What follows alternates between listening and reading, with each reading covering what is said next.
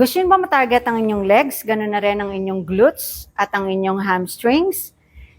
I-share ko sa inyo isang effective na exercise na pwede nyong gawin kahit nasa bahay lang. Kailangan natin ng bench na ka-level ng ating knees or hindi lalagpas sa ating tuhod. Para malaman natin ang distance ng ating paa, stretch out your leg. Ilagay ang isang paa sa inyong likuran. Kung gusto nyo mas matarget ang inyong glute muscles, slightly bend forward, core tight, i-vacuum or higupin ang inyong tiyan paloob. Unang ibaba ang inyong tuhod sa inyong likuran. Siguraduhin ang inyong tuhod ay hindi lalagpas sa inyong toes. And when you go up, kunin lahat ng weight from your heels para mas tamaan ang ating glute muscles. Inhale when you go down. Exhale when you go up. And squeeze your glutes.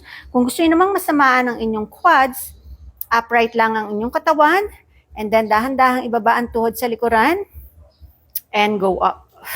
Thank you so much for watching. I'm Coach LV. I'll see you in my next one.